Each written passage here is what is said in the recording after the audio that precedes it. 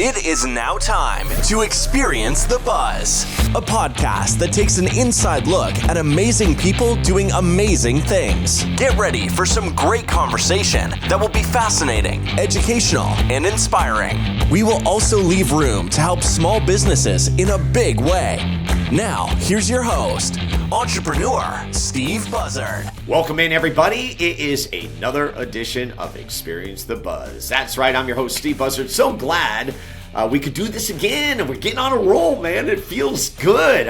I keep talking about the little drought we had, which was so strange because in the time that I've been doing this program, I had never gone longer than a week, and I think we had like 2 months, and I just think that was because of transition with me getting back into the teaching space. But I will say we are back on a roll, and I have more interviews set up to go. So this is really good. This is the groove I like. And today it's episode number 132. We're going to speak with Graham Honig. And Graham is just a Sacramento guy. I was able to DJ his wedding, which was a lot of fun. But I really love Graham. Graham is one of those young guys that just gets it. And you're going to hear me say that in the podcast. But he just gets it. And we're going to talk about like what he does. We're going to talk about him and his wife. We're going to talk about his family and some very, very special things that are going on. And stay tuned to the end of the podcast in which he will reveal a brand new business that himself and his wife have opened up. So we're excited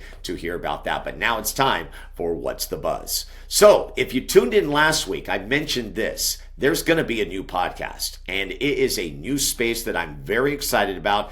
I'm very, very close. I have the title in my mind. I don't quite have the look, but here is the essence of it. I do want to share it with you because I'm looking forward to it. And it's going to be a wedding style podcast. That's right, a wedding style podcast in which, yes, me as a DJ might give tips from the DJ part, but really I'm looking to open it up to talk to different vendors, right? Different DJs, in fact. And I'm going to start locally, but I see this thing going out further. Like for me, the fascination would be like, what does a wedding look like on the East Coast as opposed to the West Coast? And guess what? It is very different. There are actually different aspects of an East Coast wedding than there are to the West Coast. So talking to people in different regions of what they can offer, and really to me, it's just going to be an education piece for anybody getting into the space. I'll tell you why I was inspired. I was inspired because I ran into, I think it was called the Wedding Song Podcast. And it's this guy, and he essentially kind of does what I'm talking about, and it's really, really good. It's really good. It's like good information where I'm like taking notes going, okay, oh yeah, that's a good point right there. And he does stuff with songs. He creates lists and talks about music and then interviews vendors. I'm like, yeah, I definitely want to do that. So going to be getting into that space, and I just want to share that with you, the audience. Also wanted to let you know in our other universe, the First Look universe, where I do heavy metal song reactions, that's right, videos, we have just passed 150. So we're really excited about that. And we're this close to monetization. That's right. It's crazy, but a lot of fun. So just wanted to share that with you. Love podcasting. Got into it January 2021, and I don't plan on stopping. But the bread and butter, when I say the bread and butter, the baby is right here. Experience the Buzz. So let's put What's the Buzz to the side. Let's get to our interview. It's going to be a great conversation. I know you'll enjoy it. It's Graham Honig. Enjoy the talking story.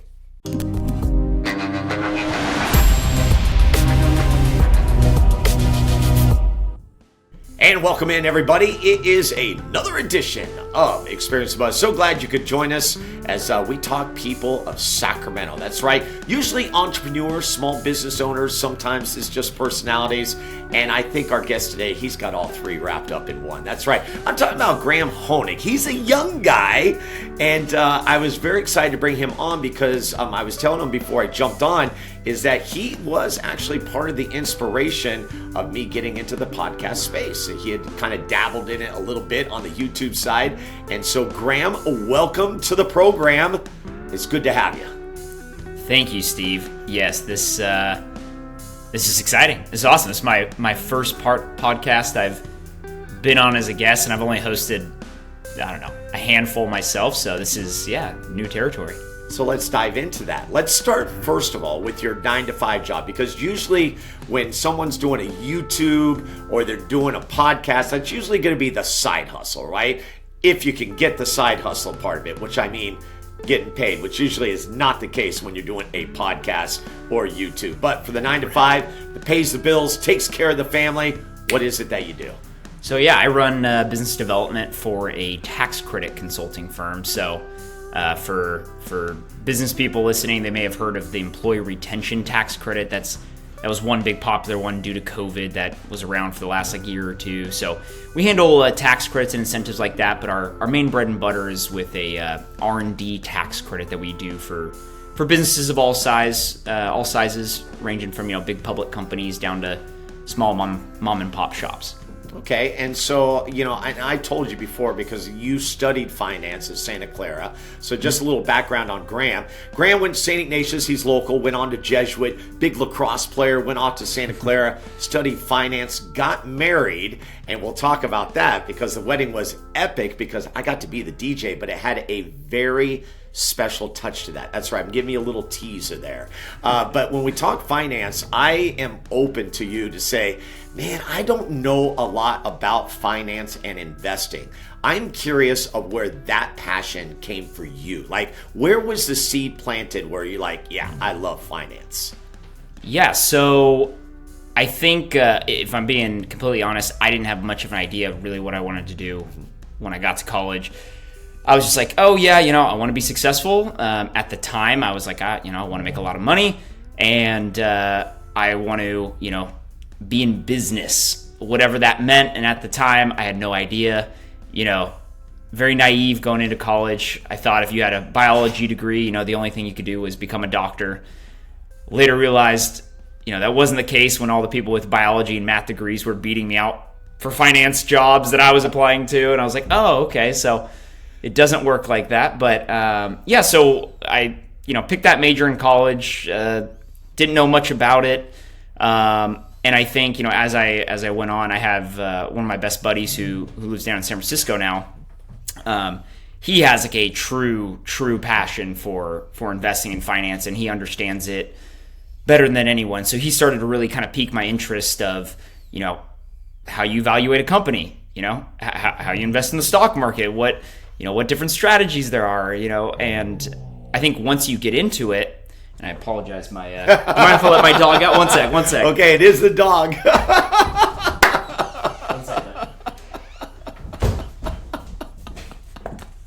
You know what was great about that moment is I knew it was the dog because could you hear it? Set up right, but for someone else could be like, "Oh man, the stomach not feeling so." I good. know. Oh, good. I'm glad I clarified that. People think I need to take Pepto-Bismol on air, so that's a good thing to clarify. That may or may not be left in the final production. We'll see how it goes. Feel free. Anyways, continue on. Yeah. So my buddy's the one that really kind of piqued my interest in it, and from there, it's a good investor would tell you that investing is not like gambling, right? Because a lot of people who aren't familiar with the stock market, that's how they view it, right? It's just throwing wild bets out there and hoping things go up and down.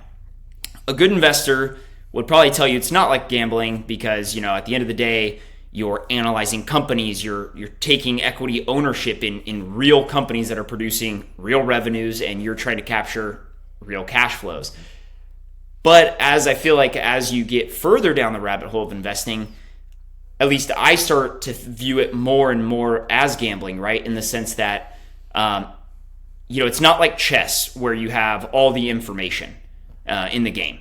Right? There's always going to be new information entering the game. There's always going to be unknown risks that could, upend your business you're investing in. And so it's really just a game of probabilities. And so, that was something that really engaged me because not that I gamble because I hate losing money and I'm really cheap, but I love gambling. I love playing poker. I love the strategy behind it. And, it's fun trying to figure out how confident you are in each bet and have that correlate to, how big of investments you make in each of those companies.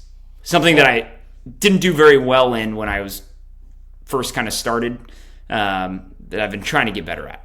Yeah, of course, you're just starting out and everything. But when it comes to investing, I think it's very interesting because you have different trains of thoughts and there's different levels of types of investing that go on. I'm one who just sink it away, let it grow for the long haul, which I think is the safe bet. But for the people that really get into it, I think that stigma is definitely there, right? We look at the big companies and what's the question you ask? If I only would have invested in, you go ahead and fill in the blank, Starbucks, Apple, Walmart, I don't know, just name some big company. Can you shed some light on that? Because even as a 54-year-old, I still don't have the full grasp of it. But I have to admit, when you talk, I'm like, oh man, I feel a little smarter. Well, that's all on you. It's nothing from what I'm saying. But I guess if I'm understanding where you're going with it, I guess are you asking how I evaluate a company? Yeah, or how do you look at things when it comes to that, and maybe give us some successful things that have happened for you where you're like, yeah, I saw this, was able to invest in it, and maybe it wasn't a huge payoff, but one where you're like, okay, I was right. Yeah. Okay. So, when it comes to equities, there's a few different strategies I've played with. The one that I highlighted a lot in my newsletter when I was writing it was this small energy company in California called Amethyst. And essentially this was what they call a deep value play, meaning this was a small cap. It was valued at $100 million. So it's technically a micro cap. They call it, very small company in the grand scheme. And they were heavily debt burdened. Their stock was down, I think it was a high in the 20s during the whole COVID, post-COVID run-up, 2021. And when I bought it, when I first got in, it was around $2. And so it had fallen a lot. It had a high short interest, which if people are familiar with the whole, Robinhood, GameStop situation that happened a few years back. Basically, high short interest means a bunch of investors are betting against this stock. And so if things go right, if the company's able to rebound, avoid bankruptcy, turn the picture around, that can skyrocket your investment, because basically all these shorts, as they're called, have to start covering their butts and start buying back the stocks that they were shorting. And so you end up having this multiplier effect. Long story short, how I looked at this company was I tend to try and go from there's definitely numbers involved, but it's more of a story view, kind of just big picture numbers, I guess. And so, what I saw was, okay, I think the reality of them going bankrupt is the probability is a lot lower than people are pricing in. They had a lot of different components to their business that they could spin off and sell if they ever got in real trouble. And some of these businesses, one that they're actually looking at selling this coming up year, was estimated to be valued somewhere between 300 and 900 million. Well, that's more than the entire company's valued at right now. So I was like, okay, well, as long as they're not completely lying, that's a pretty good safe cushion there. And there's a few other things like that where I just you just try and think about it, common sense. And right. Because it's easy to think of all the ways it can go right. I was like, oh, well, if this takes off, oh my God, they're going to have $1 billion in revenue. And I mean, this will be a 50x multiplier. But the hard part is, okay, what can go wrong here and how can they mitigate it? And so that's kind of how I approached that one. And it did really well. It went from $2 all the way up to $8.80 in a 3-4 month time frame. But since it's come all the way back down to, it's right around $5 right now, I've trimmed some of my position. I'm still holding on for kind of the long run, but that was that stock. That's very risky. I took a very big position for the size of the risk, and just kind of took a swing at it. Looking back, I don't know. I definitely got lucky. But I think now that I'm not spending as many hours in investing, I think transitioning more to the Warren Buffett approach, which is, long-term buy and hold, but also just looking at companies that are a little more established, producing good cash flows and have a business moat. So for me, I'm interested in their, company right now is like Crocs, the shoes. I don't know how many of your listeners wear them, but I think almost everybody wears Crocs, right? It's a great. Although I do not have a pair, and so I do wonder: do you wear Crocs? I just got a pair this year. So Are they that comfortable? When I look at them aesthetically, I'm like, I don't get it, but I've heard they're very comfortable. For me, they're more practical than comfortable. I just like that I can slip them on. They're indestructible. Okay. Easy to rinse off, waterproof. So I like it that aspect. We'd wear them down to the river and, just in the backyard, you can slip your socks and, still have socks on, slip them on. Yeah. So they're easy. So companies like that, just ones that have like good differentiated business models and are maybe valued, fairly right now. So it's changed. It's changed a bit, my investment. Well, and there you go. I'm glad you kind of described it that way, right? Because when you're talking about what you did initially, that's pre-kids, right? And now you've got a family, and so things change, right? And your time changes in terms of what you can allot. So I'm just fascinated by the finance side, and then the 9 to 5. See, I've always seen you or known you as the way I describe you, Graham, is you get it. I don't know what. It's just you get it. And I say that only about a few people that have come through like my basketball program, and you did it for a portion and stuff. And just to watch you like at St. Ignatius and then watch you at Jesuit, and then obviously I didn't see you at Santa Clara and stuff, but then to be able to revisit with you when I had the opportunity to DJ your wedding, it's like you just hadn't missed a beat and it only gotten stronger and stuff. So having kind of that it factor, I could see that you have that entrepreneurial kind of mindset. And so for you, when you got the 9 to 5 job, you were dabbling in some other things in the, I don't know if did you get into the podcast space, or was it strictly just YouTube? I wouldn't even call it get into. I spent a few episodes. Okay. I honestly, I didn't, you're a natural host. I was not a natural host. I listened to, oh my gosh, if you looked at the past 5 years of my life at how many hours of podcast I've listened to, I'd put myself up there with top 0.1 percentile, hands down. But it's one of those things that I loved listening to, and then I went to do it, and I was just like, this is, I don't know, it's just not working for me. It's just not interesting. You've got that gift. It's just I was not gifted that. Okay, but here's what you are gifted at, is because maybe not the host side, but being able to put videos together, because you put a lot of time into your videos, and I think that's what I appreciated, is that there was time and effort that was put in, and you weren't just slapping things on. Like there was something behind it. I'm glad you thought so. Yeah, it took me a lot of time because I stunk at it and didn't know what I was doing. And so when you said you got like a producer just before the show started, you were telling me, you got the producer to, help you with your content and stuff. I'm like, oh yeah, that's the best idea ever, because it is so time consuming and just a bunch of painstaking detail, and a big burden. So for the listeners out there, taking you back before my producer Michael Kenobi came on, when I came out of the gates in January 2021, I actually was doing 2 episodes a week, and I did that probably for a solid 4 or 5 months, and I was editing everything. I was doing it in GarageBand, and I only did the audio side. I couldn't wrap my hand around the YouTube universe, and so that's where, somewhere like a producer coming in that really knows what they're doing and can knock things out quickly. So when we get this done, he can literally take it at the moment and have it done and edited in less than a couple hours. And he's very, very affordable. So if anybody's doing a podcast out there, I would definitely say get a producer, because it is definitely worth the wait. Okay, so your wife as well, Nicole, she was also doing stuff. So see, I was fascinated by this, and her angle was a little different. Yeah. She was trying more like lifestyle vlog. Yeah.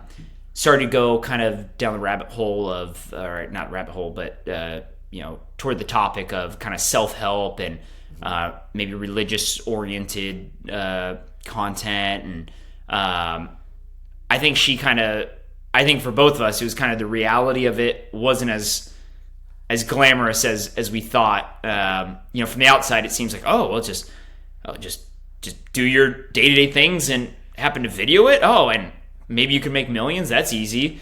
And then you realize, you're like, oh, no. These people put so much time and energy into it.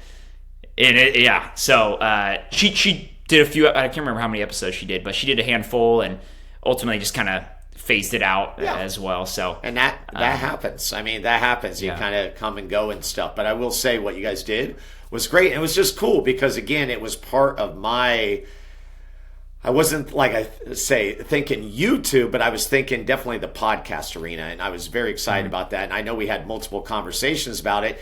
And what's funny, and I want to share this tidbit, is that before I came to what we know as Experience the Buzz, you guys actually helped me with a couple logos, because I remember I was bouncing off ideas and you guys came up with some cool ones. I couldn't land on one, and I went black and yellow and everything, but the ones I remember seeing those for the first time, and it was like, oh man, this is really happening. And you were a big part of that.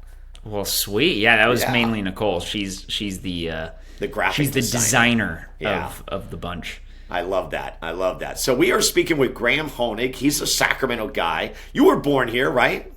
Yeah, I was born you're born Carmichael. in Sacramento. Carmichael, That's just right. living it up. And we're just talking, this is a young guy. I'm the old guy. He's got the it factor. He works in finance, did a little YouTube.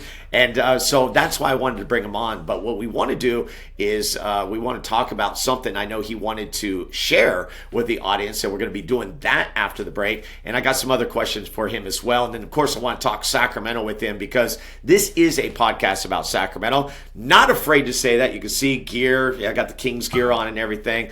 Love Sacramento. I know Graham feels the same way. So we'll take a break. Oh, yeah, we'll be talking about that wedding, that very, very special wedding with Graham and Nicole. So break coming your way. On the other side, more with Graham Honig right here on Experience the Buzz.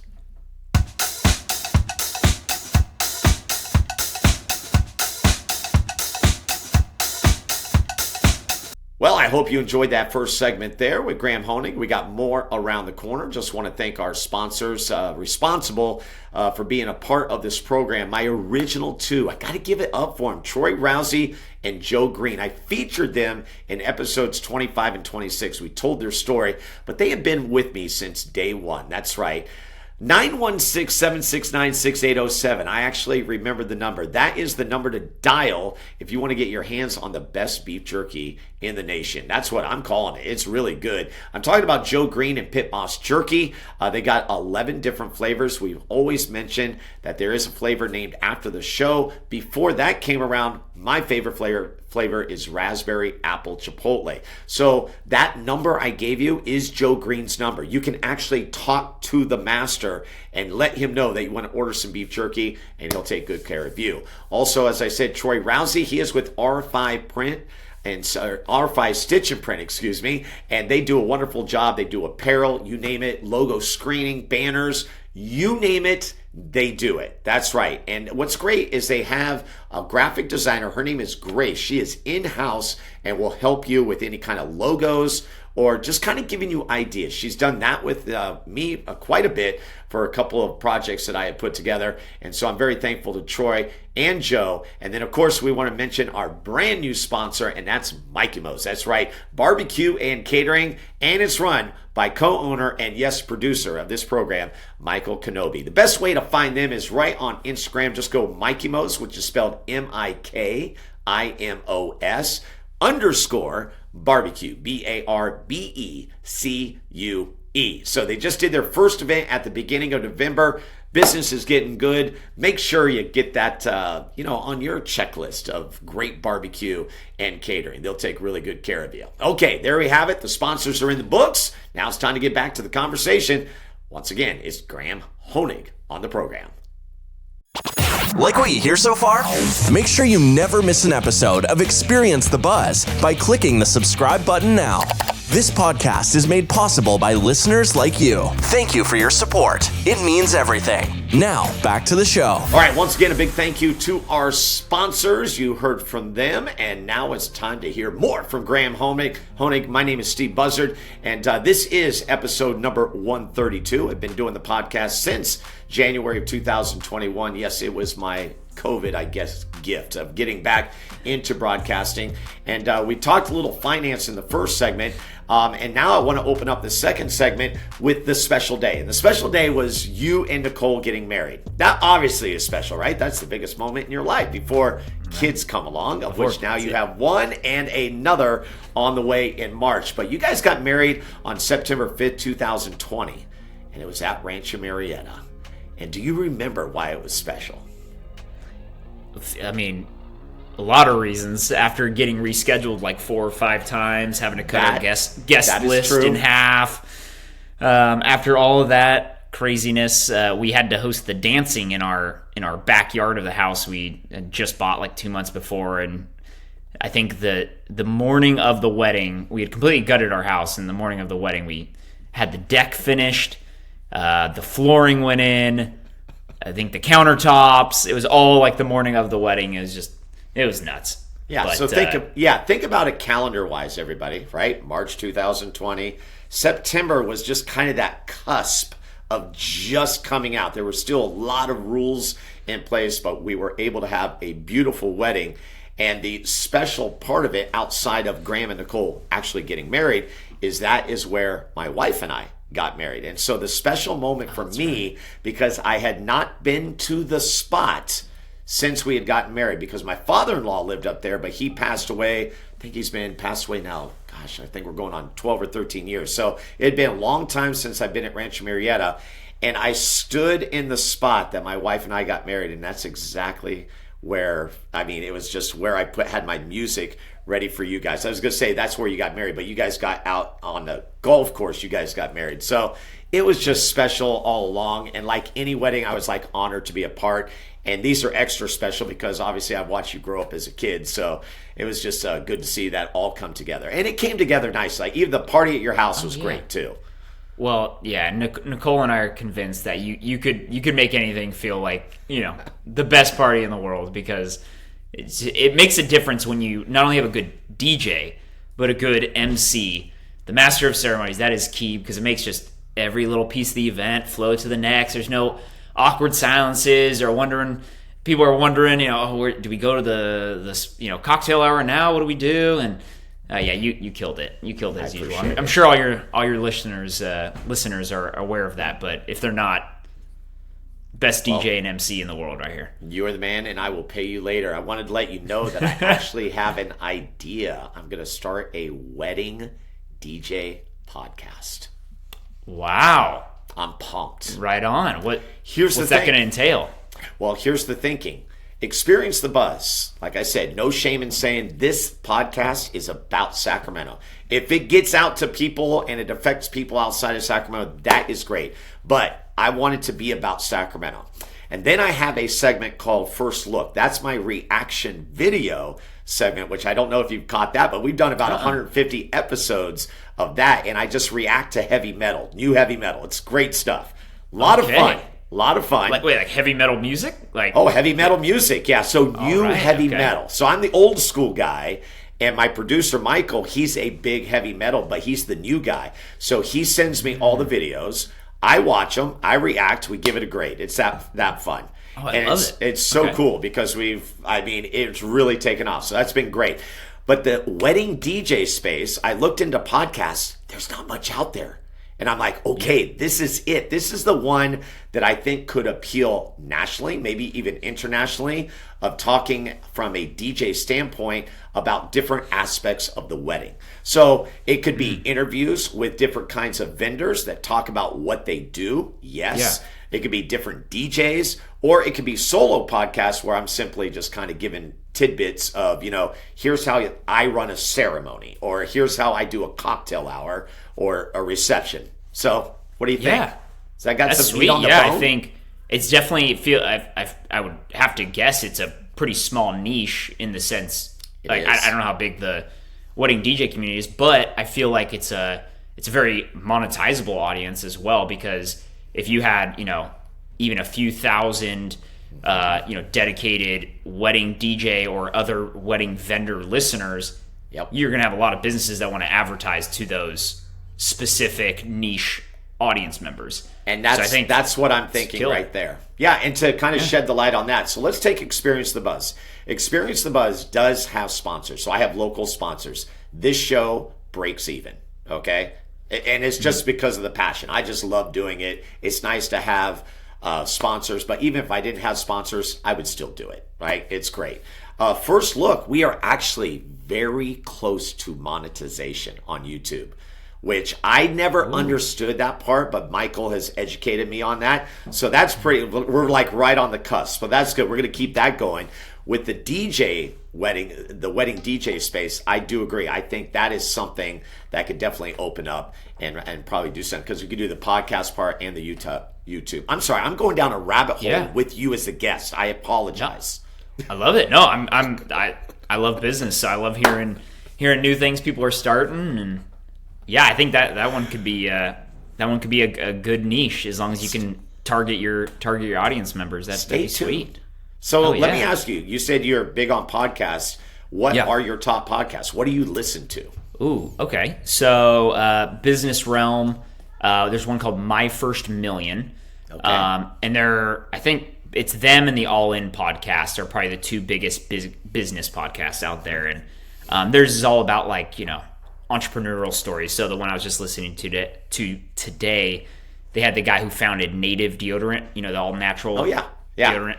He sold it for $100 million, started it by basically paying this lady off Etsy to make him little deodorant sticks. And anyway, they go through, his ideas on what the next best companies to start are, how his $100 million is invested, businesses he hates, businesses he loves, and it's just really cool. So they're very casual. But other than that, I'm, typical Joe Rogan listener. Love Joe Rogan. That's what I remember. That's what I remember when we talked. You said, Steve, I listen to Joe Rogan religiously. I listen to him a ton. Less now, but still a lot. Okay, what is it about Joe? Because when they talk about podcasts, they always talk about time, right? And they say the maximum time for a podcast to really deliver is in between 20 and 30 minutes. Well, I buck that trend. Mine is it could be an hour to an hour 15. My thinking behind it, though, is I never want to cheat my guest of the story that they need to tell. Right, I don't want to cut corners. So good, because I got about 6 hours left in me here. I got a lot of storage. This is going to be the extended edition. That's right. But you got Joe Rogan doing it. Is it 3 or 4 hours a day? Usually 2.5 to 3 is kind of his range. He's done some 4-hour ones with Elon. It's pretty amazing that he can produce that content on a daily. It really, and it's a skill. You can tell he could interview the same guest that another podcast host interviews and have a completely different outcome. He's got a way of making them very comfortable so they're willing to share. He's also great at letting them talk and, like you said, just letting the guest kind of go, because, he doesn't have Graham Honigs on, right? He's got Elon Musk's and, some of the most interesting people in the world, and so it's he'd be doing a disservice if he didn't let them, go on for however long they needed. But I think, like you said, how he does that, I think, at least me as a podcast listener, if it's good content, I want to just keep listening to it. Yeah. I may stop it after 40 minutes if something comes up, and I'll revisit it the next time I go on my phone to listen to a podcast. Yeah. And now it's even gotten to the point where YouTube allows you to discover new podcasts a lot easier than, say, a podcast app, at least for me. The way you scroll and you can see thumbnails better and stuff. And so now a lot of times I'll look for interesting guests I like, as opposed to the show itself. So maybe I'll be scrolling and, who's a guest? I've been I don't know, maybe Jordan Peterson is on somebody podcast I've never heard of, and it's got an interesting topic heading where it's Jordan Peterson talks about his illness that he had or something, right? And I'll be like, oh, that's interesting. I didn't know he had an illness. Let me listen to that episode. Right. So that's kind of how I do it now. I've got my 2 kind of go-tos, Joe Rogan and My First Million, but other than that, I kind of look for hosts or topics. Yeah, that's good. I mean, because I always say people, are anywhere from 2 to 5 deep, right? 2 to 5 deep. It's kind of where I'm at too. So it's like, yeah, that's cool. What are some of your faves? Well, being a Christian, I go daily Bible recap. Like I have the Bible every day. So her name is Tara Lee Cobble. So what she does is after it's read by this voice that sounds like Moses, she breaks it down. And so I've been listening to that daily for, about 3 years. So very solid great. With that one. And then one I like is John Gordon. So John Gordon, he's written 27 books. I've read 12 of them. Very good. His best one is called The Energy Bus, which actually I think was his very first one, but ended up being his best one. And his latest is called The One Truth, which just came out. But this guy wrote 27 books, which is pretty amazing. And what kind of style are they? They're genre book. So they're very easy to read, self-help kind of thing, motivational, no doubt about it. But he tells either parables or it could be like kind of straight information, like at you, like kind of bullet points, action points, and everything. But very easy to read. You could literally take the book, be done in a day or 2. You're good to go, and you get what you need from it. You get the meat and potatoes from it. That's cool. Yeah. And then the other one I'll throw in there is actually, I'm a big fan of Darren Hardy, so I listen to Darren daily. So Darren Hardy is like, he's like oh wow, that's weird for you to say that. Oh my gosh. Oh, is it? So Darren Hardy in the day, Darren. the day, he was like the king of like self motivation. Like he was, so he's like up Tony there with, Robbins. Yes, before Tony he is Robbins definitely up there with Tony Robbins, no doubt about it. So he does this a daily thing that I really like. It's kind of inspirational punch, whether it be on a personal or business side. So he kind of covers it all and stuff. But it's funny because he's very smart. He's like, buy a ticket to my mastermind class. So I'm like, I was listening to it for 3 months, and then I'm like, you know what? I'll just check this out. I don't know what number I had in my mind, but it was not the number that I saw on the screen. Oh yeah, it was like close to $5,000, and I'm like, no way. Oh yeah. If I had any guess, I know Tony Robbins does. I said well I will listen events, for free. Thank you very much. So anyway, those are kind of my 3, and then obviously I know you love sports too. So any kind of like little sports thing, I'll kind of get in there too. But those are my 3. Oh, sweet. So, and for the Tara Lee Cobble, what did she have a specific? Is she Catholic? Non-denominational Christian? It's just straightforward. Yeah, Christian, straightforward. Just explanation of the Bible. I mean, it's great too. And even though I've listened to her for 3 years straight, I think she does new recordings all the time. So she doesn't just take the one from the year before and then replay it again. So it's always fresh. Oh, that's good. I mean, you always got fresh perspectives. I've tried to get her as a guest. Oh. I got denied. Ah, well, hey, it'll happen. You'll get another swing. You know what? I'm not giving up. There you go. Man. I'm not giving up. Persistent. But that's great. I love that you listen to that. Yeah, faith and the Bible has been like over the last. I mean, honestly, over the last like 4 to 5 years, but especially over the last year has been. A huge new thing for Nicole and I. We're actually getting baptized this Sunday. What? Which, yeah. Awesome. I was baptized as, quote unquote, baptized as baby when I was. I was too. I grew up Catholic, so just so you know, I know what you're talking about. Yeah. See, the same route. But yeah, so we're stoked and that's exciting, and you get to do it together. Greatest thing ever. Oh yeah. We're so stoked. I mean, I can't know till it happens, but it feels to me it's going to be, God first above all things. He says even above your parents, above your spouse, above your children, which is, it just crazy. Shows how important it is, because I'm like, I can't love anything more than my child. And so, I have no doubt. I think it's going to be one of the most profound times of our life. Graham, so I promise you it will be. Outside of you take things, right? Your wedding day, your first child in that moment, this moment will be right in there. right in there. That's like I that's have awesome. I have a hunch. Right? Did you get baptized as an adult as well? I did. So that's why I'm getting chills as you speak, because you're what, 27 now. 27. That's right. 27. So I got baptized at age 30. Oh, awesome. So I will tell you. Can I ask go you ahead. this? Are the family excited? Are they excited? Is everything good? Yeah. Everything's good. Yeah, they're very, very supportive. I was definitely like, I hope my parents listen to this. It's really hard. It would have been really hard for me even 4 years ago to be open-minded about, if Nicole told me she wanted to she was never baptized, but if she wanted to get re-baptized or something, and I was, still Catholic at the time, it would have been really hard for me to even be open to that. And so they've approached it, very, very positively. They're just, at the end of the day, they're just excited that, we're close with Jesus, and at the end of the day, that's what matters. That's what matters. And so, I'm super happy and feel very fortunate that they're very positive about it. Well, and Graham, I only say that because, unfortunately, I had a different story. So my mom and dad acted like it was a funeral. And you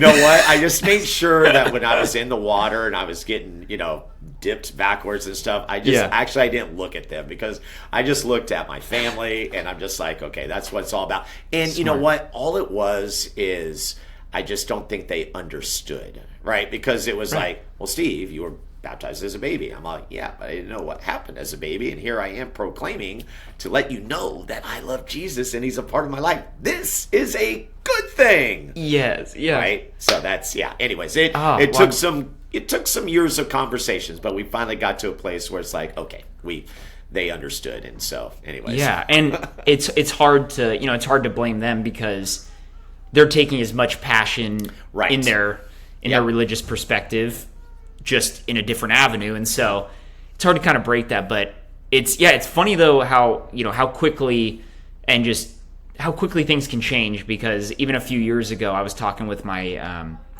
my dad's best friend from high school, who were really close. He's basically like an uncle to me, and he was telling me, I think he was raised Catholic, and he was telling me like, oh yeah, I don't really care if my kids are Catholic. Like I don't think his wife's religious, but he's like, I just want to make sure they have a relationship with Jesus. And a lot of these Christian camps, they do like great things, and these kids are like really ecstatic about it.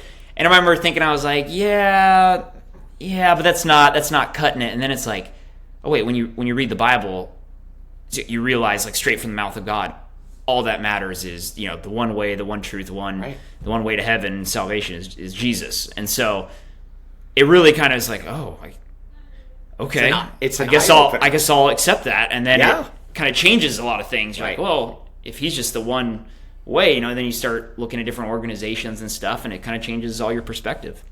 You just hit it. It changes your perspective. You have a totally different perspective on life. And I'm glad you shared the fact that you said, 4 years ago, wouldn't even have thought of this, and now here you are. And see, that's the beauty too, is the transformation can happen just like that. It can take years. It takes years for people, but the transformation is there. And so that's what I love. That's why I'm really giddy right now about the fact that you are going to be able to share that moment with your wife. Like, that is going to be amazing. And of course, I'll be thinking of you on Sunday. So, man, with that, I want to transition to Sacramento, man. Like, let's talk I know about it. You were born and raised here and stuff. Like, I always like to ask guests, like, what is it about Sacramento that you love that doesn't have you in another part of the country? Ooh, okay. Well, I've thought a lot about this actually over the last few years, because we had that COVID itch to look at greener grass states over in the central part of the United States. And how you're just talking. Just say it. Oh yeah, you mean here or Florida or what? Yeah, we were looking at Florida. We got family in Missouri. We were because essentially we bought our house 2 weeks before the market went nuts. Right. So we're also looking. Oh my gosh, our house prices almost doubled. Like, we're like, wow, if we were ever gonna move, now's the time. And just to be frank, we hated the lockdown stuff, and we were sick of that. So it was all adding up, and we were like, just almost kind of bitter about it. Like, oh, let's just move. And my family, like, they're definitely interested in moving. I think my brother might move to Missouri, at least for a period of his life. And but now, total flip-flop. I'm the one talking all of my family off the moving edge and ledge. And there's so much to love about, where we live. I think at the end of the day, though, there's that intangible, it's home, and you just can't put your finger on it. And I think most of that is the community, the family, and the friends, because we said, okay, well, if money wasn't an issue and we could live anywhere in the world, where would we live? And I'm like, well, Hawaii. I mean, that's my favorite place on earth. Like, what would it be like there? Let's say we wake up, okay, great, Monday through Thursday, we go to the beach after work, and okay, now it's Friday. Okay, what are we going to do? Well, I'd be probably looking to do a barbecue with my family or go out to dinner that night. Oh, wait, they don't live here? Okay, well, now it's the weekend. What are we going to do? Well, maybe do, something fun, and then, again, try and meet up with friends, go to coffee in the morning with friends, and it's like there's very few people you meet later in life that can really, be as special, that relationship. It could be as close as people you've known for 10, 15, 20 plus years. And so I think at the end of the day, that's the number one thing for us, because we do have amazing weather. I love the weather here. Absolutely. It gets a little hot in the summer, but you're 2 hours away from Tahoe, 2 hours away from the coast. Hard to beat. But there are better places, LA's got great weather. Hawaii's got great weather. Florida's got pretty good weather. It really comes down to that family and friends. But yeah, and then honestly, then a lot of it's, we live out here in Rancho Murieta, like you said at the beginning, and it is such a special community. If I was living anywhere else in Sacramento, I think I'd honestly have a much different perspective. And I wouldn't be as sold on it. But out here, I mean, it's like a little, Mayberry town. It's super safe. We've got running and biking trails that are all private, that go on for miles. We got 3 lakes. The community is so just awesome, just filled with great people out here. Love all our neighbors. I mean, it's hard to beat. And so, like, when we talk about if we'd ever move, I would literally just be looking for an identical neighborhood. In a different state with worse weather. So I'm like, why? I have all my family and friends here. Exactly. I love the weather. I love our neighborhood. Why change? So well, and here's the thing, and only people that know the area that you're talking about are going to understand this piece, because I lived it as well with my father-in-law living out there. The drive, right? Rancho Murieta is such a special place, has a lot of history, had the senior golf tournament out there for years and everything. What is it like, though, to have that little commute where you got to head down Jackson for a little while? Obviously, you've gotten used to it. Well, yeah, we both work fully remote, and so great. we never leave the neighborhood. I mean, to be honest, we take our golf cart across the street to the grocery store, and they finally have a new grocery store out here. That's awesome. So that's right. A godsend. There is expansion going on across the street. That is weird to see. I'm going to be honest with you. Yeah. It's strange. It's great, and I think I heard that like the Teal family, who I think owned Rayleigh's in Bel Air, I think they lived out in Rancho Murieta is the story, and so they've been waiting forever to build a grocery store across the street, and then they finally got the go ahead, and so now it's like, I mean, it's a gorgeous grocery store. So aside from that, I mean, we'll go into town, for random things. So we don't drive often. So when we make the drive, not that big of a deal. I think if I was commuting every day to work, it'd be a little less rosy. But you get used to it. And from an investment standpoint, the way I see it, have you driven Scott Road, the windy road to Folsom? Yeah. Yes. The day they find a way to just make it vaguely straight, my house is tripled. And I just feel like, who wouldn't want to live out here if you've got a 10-minute drive to Folsom? So that's the way I'm looking. I'm very bullish, very long on Rancho Murieta. I love it. I think it's very now this turned into not a Sacramento but a Rancho Murieta show. But I am very bullish on it long term, because I just think the way houses are built nowadays, unless you buy your own custom lot, build your own custom house, there's going to be very few neighborhoods left where you may have a custom lot, a third of an acre big, with different styles all around you, and that old kind of established neighborhood feel. That's like also gated and has all these other amenities. It's very unique. And so I just think as houses keep getting built over time, people are going to be searching and paying for premiums for special neighborhoods like Arden Park and, obviously Serrano, but that's just another level. But, places like Rancho Murieta, just because there's not going to be a lot of them.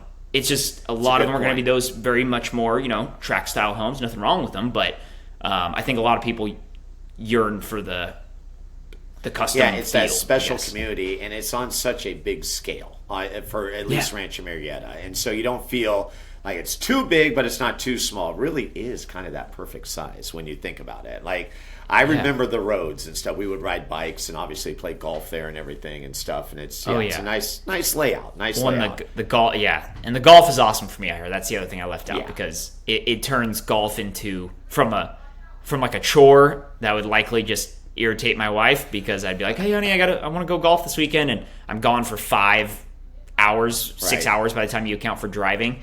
Now we golf together every evening. So we'll just go on, drive the golf cart out of our house, and go get like 6 holes in, and we're done in an hour. What hole are you nearest to? I'm kind of far. I'm not really like near. I guess it would be like 16. I think is the closest. Okay. But I have to drive a little bit to get to the. But you got the golf cart though. I got the golf cart. It's a 95. Thing is still barely chugging. The batteries have smoked under our butts a few times going up a hill. I kid you not, legit. I don't know what was smoking, but something with the battery was definitely about to catch fire. But that thing is still chugging along. I mean, it's like what? That's 23. It's 28 years old. Yeah, that's an old vehicle right there. Yeah, it came with the house, so we were. Nice. Yeah, it was. People can tell it was pre-COVID housing boom, because we were able to negotiate that in. Yeah, Nicole was. She's like, no, let's try and get the golf cart. And I was like, all right. And got the golf cart. Our real estate agent, who I'm gonna give her a plug, Allie Louie, best real estate agent out there. She was able to get that golf cart for us. So way to go, Allie. Way to go. Dividends. Way to work for your client. I like that. Well, you can see. I mean, this has just been a fun conversation. We've gone down a couple of rabbit holes, but this is truly what I love about Graham. He's got a great family, by the way. His brother, we were talking about, Miles, 2 years younger, right? No, he's actually 6 years younger than me. Wait, 6 years? Oh, he just looks 2 years older than me, because he's a big years younger. Man, I was way off there. There. It's okay. Hey, I'm telling you, he looks just as old, if not older than me. I wouldn't be surprised if I was the one getting carted at a bar or something. He wasn't. But let's finish with this, Graham. Okay. You had mentioned that there's a kind of a new adventure that is it you and Nicole embarking upon, or is this just something that you're getting involved with? Yeah, was it the skincare? Yeah. Yeah, no. So that's something Nicole's launching that I'm helping her with, obviously. But it's a all natural is an understatement. Skincare brand, so it's tallow based, so beef tallow based, and basically, it's free of any toxins, which is really prevalent in the skincare industry. If you look at the back of your sunscreen bottle, you won't be able to pronounce one single ingredient on there if you're buying Neutrogena or what's the popular, I don't know, the main blue bottle brand. You know what I'm talking about. But I know what you're talking about. It's going to be offering sunscreens, these like super nourishing face moisturizers. They use royal jelly, which is like a special kind of honey substance that's used for the queen bee in a hive. That's got like all these antioxidants and stuff, and jojoba oil, and when I say the highest end ingredients you can get, it's the absolute highest end ingredients you can get. So we offer that, and all natural toothpastes that don't have any fluorides or anything like that. So it's really exciting. It's also going to be a very faith forward company. So it's going to be called Seven Skin. It's going to be launching in the next few weeks here, and so 7 obviously being a spiritual number, and we're not gonna we're not going to shove it down people's throats, but we're not going to be shy of the fact that, we're a God-driven company. And I love it. So yeah, Nicole's super excited about it, and she's really good at designing, branding, all that. And so she's been having a ton of fun designing all the labels and logos and the website, and so she's it's set having a up to blast where with it. she can be an independent consultant, correct? To where she could. Sorry, say that again. She could be an independent consultant, correct? Is it set up that way, or is she working for a company? How's that? Oh no, how's it this set up? is her company. She's starting. Oh, yeah. Wow. We own the company essentially. So yeah, she's. Let's go. Okay, that's another level, brother. That's right. No, I know. We're stoked about it. Well, I was wondering. I'm like, man, she's gonna Graham kill is it. spitting facts about skincare. So now I know, Well, man. It was kind of funny because, she's running with it, and she is built to do something like this. But I definitely have an interest in the actual product side of things, because I'm big into nutrition, diet, getting rid of all the toxins in our household. We're with the new term nowadays. I don't know if you've heard of it. It's called crunchy. So Crunchy. It basically means, back in the day, maybe would have said you're very hippie or organic, okay. very granola. I guess, so to gotcha. speak. Here, let me talk to him. You in the suit. Yes, you. Take a bath, hippie. I am not with him. So Crunchy.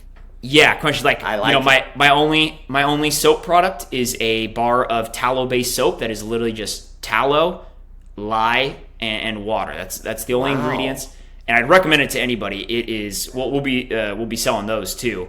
Okay. It lathers amazing. Your skin isn't dry afterwards. But yeah, so it's really Will this cool. be one of those things where I see Nicole and Graham on Shark Tank or something? Ooh, I don't know. I don't think we need to raise money, but that would be fun.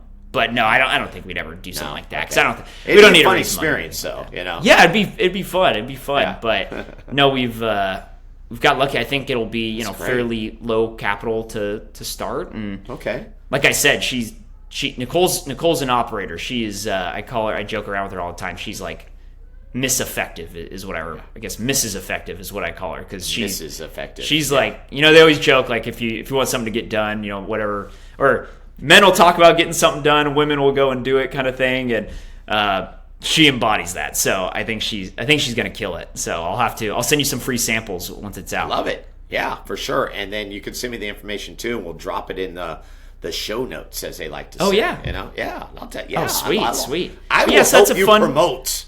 I love it. Your skin will be glowing the next few podcasts you do. I love it. They'll be like, Steve, you look 30 years younger. Oh my gosh, it's amazing. Okay, so we finished with this. All right. 2 things, quick, whatever comes to your mind. Best thing about being a husband. Ooh. Best thing about being a husband, specifically, not a father. Okay, best thing about being a husband. Oh, that's the next question. Oh, okay, they're looking Yeah, at. Best thing about being a husband. Man. I think gaining responsibility. I think it's something that's biblical. God put Adam in the garden to tend and watch over the garden and protect it. And I think that's a inherent thing that most men yearn for, is this feeling of responsibility, people depending on you. So I love that. And I also love just the flip side of having a wife.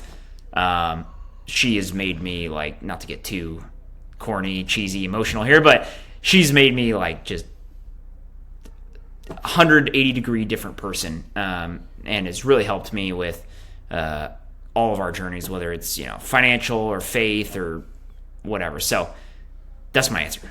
I love it. Doing life together. I like that. That's right. Best thing about being a father. Oh boy. Whoa, Really trying to tug on the emotional heartstrings. I'm a crier, Steve. You saw me at the wedding. Yeah. Goodness. Oh my gosh. I think, I'd probably just say, there's a million things I could say, but maybe getting the chance to, guide my kids, and right now we have one, but we have a second one on the way. But I think that the chance to hopefully impart some wisdom on them, a lot of which, again, not to keep Bible thumping, but is going to come from the Bible, and hopefully to ease their lives and prevent, as much suffering as possible that they could go and experience in the future by, if you follow this book, if you follow Jesus and what he's saying, your life is going to be just so much more blissful than even what we've experienced. And our life, by all measures, has been easy in the grand scheme of things. And so I think I'm really excited about that. I don't know if that's the best part about being dad, but I'm really excited about that. I just think there's a lot that I'm going to continue to learn, obviously, but a lot that I've learned throughout my life that I'm excited to hopefully pass down. But I mean, other than that, it's just, I try to tell people one little plug here, because you said one important thing about having me on was that I appealed to maybe a younger audience. Mm-hmm. One thing I'd say to anybody who's around my age and considering having kids, there's two things. One, there'll never be a right time, because it is like extreme responsibility. And I don't think anybody's ever going to wake up one day, and it's a sacrifice. I don't think anybody's ever going to wake up one day and go, oh yeah, today I feel like, giving up sleep, giving up some of my weekends, giving up my freedom to, I guess, travel and do whatever I want, and, take all the pressure of having to, feed my family off my back. Oh yeah, I'm ready to do that. You're never going to feel that way, because it's a lot of responsibility, but the payoff is just, as you know, inconsequential. It doesn't measure up. Every day you wake up, and it's like, even when you're sleep deprived, which fortunately we're not too often because she sleeps awesome, but it's you're just like waking up like you're a kid going to Disneyland in the morning. It's just like, you hear them talking as they're waking up, whether they're crying or not, you're like, it's awesome. You got something to do. And honestly, it's like, what else is that important that you're going to be doing? Rather than raising a child and have all those memories and bonds. It's like, come on, what? Going out and drinking with your friends, like, nothing compared to it. So that's my sales pitch for having kids. I love it. Like I said, he gets it. He gets it. Graham, this has been such a fun conversation, and a lot different than ones I've had, because I feel like we just talked. And and I just love that. And you're just a great representation of Sacramento, that I would like to say. And I'm just proud to have known you and been able to watch you grow up, and now see you in a place where you're exactly where you need to be. I know that sounds kind of cliche, but truly you are exactly where you're supposed to be. And I'm very proud of you and Nicole and this great family you're going to raise. Well, thank you so much, Steve. I appreciate it. It's Nicole and I talk about you all the time. You're, like you said, you're the best DJ and best MC out there, and a really good friend, and you made a lot of our memories a lot more special. So we appreciate it. And anytime, if you ever want to have me back on, I'm so game. This is so fun, and next time I can even come with some bullet pointed fun topics that I've been paying attention to in the podcast or business space, and we can run the script on that. The beauty of the podcast is the ideas, man. They get popping. Yeah. I'm already on 2 podcasts, going on a 3rd. It's that fun. So who knows what will happen. Well, thank you very much, Graham. It was great having Graham Honig on episode number 132. We're just going to take a quick flip break and come back with a final word right here on Experience the Buzz. What you hear so far? Make sure you never miss an episode of Experience the Buzz by clicking the subscribe button now. This podcast is made possible by listeners like you. Thank you for your support. It means everything. Now, back to the show. All right, well, there you have it. It is a wrap on episode number 132. Again, a big thank you to Graham Honig for taking his time today to be on the program, as we just feature great people from Sacramento, right? Business entrepreneur, could be a small business owner. He's both of those. He's a personality. I'm going to call him a personality. Everybody is a personality because everybody has a story to tell. So again, we'll have another episode coming your way next week. Like I said, we're on the roll, so you're going to get something every Friday. You would think that I would have my tagline all memorized for you after 132 episodes. But I have to admit to you, honestly, I always have to take a look. But once I get going, I got it in the books. That's all I got for now. Talk to you next time. Goodbye, everyone. Thank you for joining Steve this week on Experience the Buzz. Steve would love to hear from you. Leave a review or contact Steve directly with any questions at scbuzzard@gmail.com. To see the other adventures of Steve Buzzard, be sure to visit buzzardball.com.